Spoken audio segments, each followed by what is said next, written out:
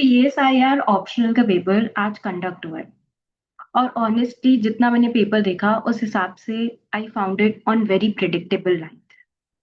जो भी थीम्स आए हैं, फॉर एग्जांपल हैना अरेंड्स थ्योरी ऑफ एक्शन, लॉक का कॉन्सेप्ट, ये सब हमने अपने मेंटोरशिप सेशंस में कंटिन्यूसली डिस्कस किए।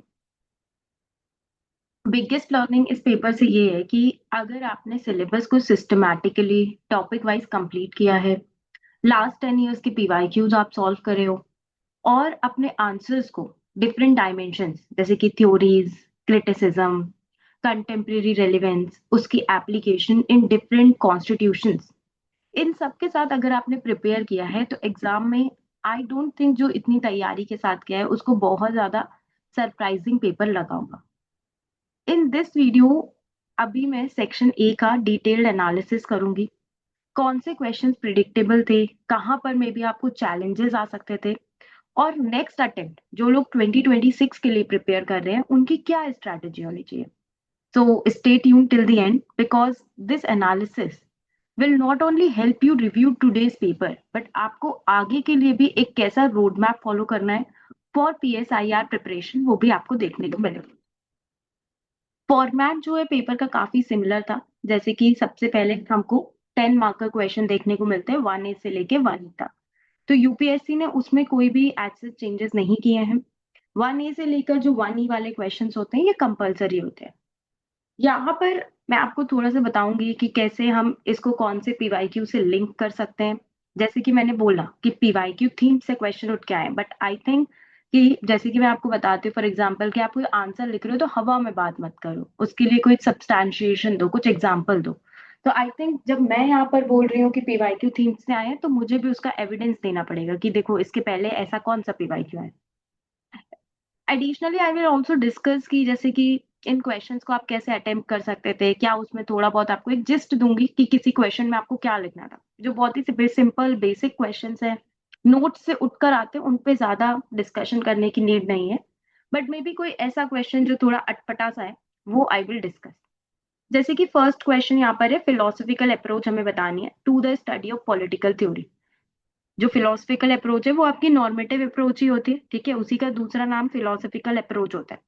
अब इस पर जैसे कि आप देख सकते हो रेड कलर से जो मैंने लिखा है वो एक पीवाईक्यू है। तो ऑलरेडी एक 15 मार्क का क्वेश्चन आ चुका था। As a serious UPSC aspirant आपको ये प्रिपेयर करके जाना चाहिए था।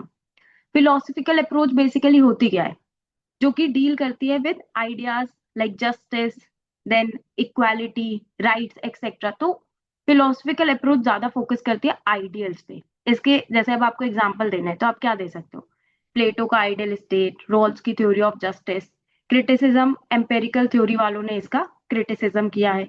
एडवांटेजेस बता सकते हैं आप इसके, फॉर एग्जांपल जैसे कि पॉलिटिक्स को टाइड रखता है टू वैल्यूज, मोरालिटी, डायरेक्शन और विजन देता है। कंटेम्प्रेरी रेलिवेंस अगर आप बताना चाहते हो तो कंटेम्प्रेरी रेलिवेंस फॉर एग्जांपल जो इश्यूज हैं आपके human rights, climate justice, gender equality, global ethics, इन सब में हमको फिलोसफिकल थिंकिंग की जरूरत है।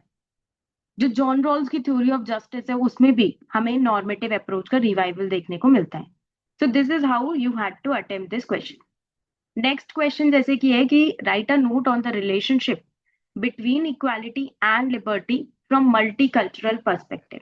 अब यहाँ पर आप कंफ्यूज हो जाओगे कि अच्छा एग्जामिनर तो मल्टी कल्चरल पर्सपेक्टिव पूछ रहा है, बट अगर देखा जाए तो इसमें आपको वही रिलेशन ही लिखोगे आप इक्वालिटी और लिबर्टी के बीच में।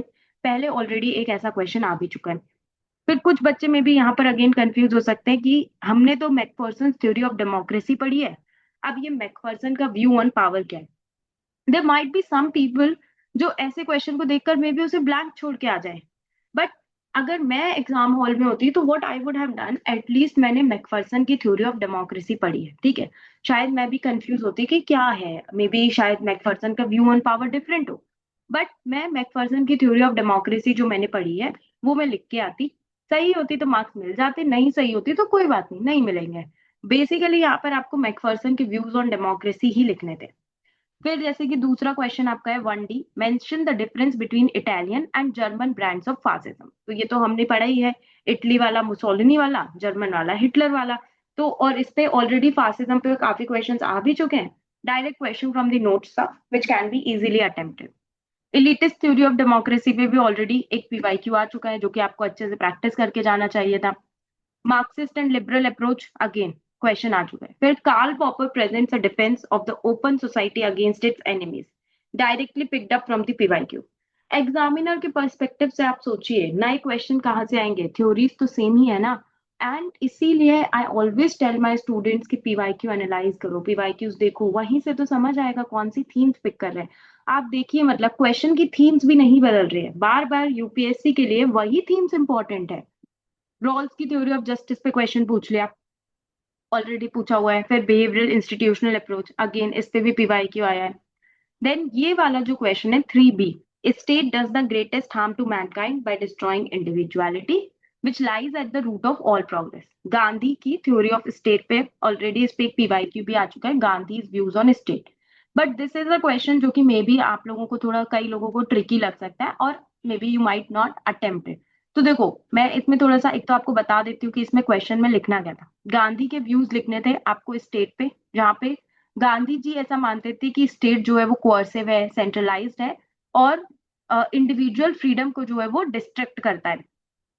तो ये उस कोर्ट से ऐसे अलाइन कर सकते हैं इसको हम, कि गवर्नमेंट, वो गवर्नमेंट सबसे अच्छी होती है जो कि governs the least, minimum government maximum governance वाली चीज। For example coercive and centralised हम बता सकते हैं, जैसे कि स्टेट जो है वो वायलेंस, लॉ एंड फोर्स, इस सब पे रिलाई करता है। यूनिफॉर्म रूल्स अप्लाई हो जाते हैं तो इंडिविजुअलिटी डिस्ट्रॉय हो जाती है। देन स्टेट जो है वो कई बार पावरफुल को सर्व करता है, जैसे कि अगर हम देखें कॉलोनियल रूल या कैपिटलिस्ट इंटरेस्ट, तो इंस्ट्रूमेंट ऑफ एक्सप्लॉइटेशन है। यहाँ पर एक लाइन लिखी हुई है, individuality as root of progress. तो इसको भी आपको एक्सप्लेन करना चाहिए, डायरेक्ट क्वेश्चन की डिमांड को हिट करो। फॉर एग्जाम्पल गांधी जी का हमेशा मानना था कि प्रोग्रेस आती है moral autonomy, creativity, self realisation. Society तभी एडवांस कर पाएगी जब इंडिविजुअल्स जो है वो अपना पोटेंशियल डेवलप कर पाएंगे। You can also compare this with Macpherson's developmental power. तो ट्रू फ्रीडम कब आएगी गांधी जी के हिसाब से, जब स्वराज होगा। तो इस तरह से आपको ये क्वेश्चन लिखना था। अगर आप चाहो, आपको नहीं ठीक से आ रहा है तो आप स्किप भी कर सकते हैं ना, ऑप्शंस तो होते ही हैं कि कौन सा क्वेश्चन अटेम्प्ट करना है। अब पर्सनल इज पॉलिटिकल, मतलब अगर फेमिनिज्म वाली पॉलिटिकल आइडियोलॉजी पे क्वेश्चन नहीं आएगा तो किस पे आएगा? कितनी बार ये पर्सनल इज पॉलिटिकल पूछ चुका है यूपीएससी। लिंक भी कर सकते हो इसको, रेडिकल फेमिनिज्म से लिंक्ड है, क्वेश्चन ऑलरेडी आ भी चुका है। वेस्टर्न डेमोक्रेसी, लॉक पे क्वेश्चन आया है, ऑलरेडी एक क्वेश्चन आ चुका था, John Locke is the father of liberalism. बस क्वेश्चन को फ्रेम करने का तरीका अलग है, कंटेंट तो सेम ही लिखना है। देन हैना अरेंट की थ्योरी ऑफ एक्शन पे क्वेश्चन आ चुका है, सेम उसी को डिफरेंट तरीके से फ्रेम करके लिख दिया है। लेजिटिमेसी पे मैंने देखा 3 से 4 क्वेश्चन ऑलरेडी आ चुके हैं, तो लेजिटिमेसी पे एक क्वेश्चन हमको देखने को मिला। So overall learnings I would again reiterate, okay, मैं यहाँ पे किसी भी कोचिंग इंस्टीट्यूट को प्रमोट नहीं कर रही हूँ, but I would just say कि नॉर्मल शुभ्रा मैम के बेसिक नोट्स, उसको अच्छे से याद करो, बार बार पढ़ो। देखो उनके नोट से ही सारे क्वेश्चंस आए हैं, मुझे तो कुछ भी ऐसा अलग से नहीं दिख रहा है। Although value addition we can definitely do topper copies से, इग्नू के मटेरियल से, टेस्ट सीरीज से, ठीक है, विद द हेल्प ऑफ, जैसे कि आजकल टेक्नोलॉजी भी आ रही है तो चैट जीपीटी से, तो वो सब वैल्यू एडिशन कर सकते हैं। बट बेसिक उन्हीं नोट्स को आई फाइंड देम गुड, उन्हीं नोट्स को आप पढ़िए, ठीक है। और बाकी वैल्यू एडिशन हमको करना चाहिए। Answer writing is very important, PYQs को आप प्रैक्टिस कीजिए, I think that can help you. Then कुछ आप जैसे गाइडेंस लीजिए कि आपके आंसर्स राइट डायरेक्शन में लिखे जा रहे हैं कि नहीं लिखे जा रहे हैं, क्या कंपोनेंट्स आप कर सकते हो, वो ज्यादा बेटर रहेगा। बेसिकली सोर्स के लिए मैं आपको बता रही हूँ कि बार बार अपना सोर्स चेंज मत कीजिए, इधर उधर मत भटकिए, मल्टीपल सोर्सेज को रेफर करने की आज सच नीड नहीं है। एक सोर्स को बेसिक सोर्स बनाओ और वैल्यू एडिशन डेफिनेटली हम कर सकते हैं। So thank you for watching this video and good luck.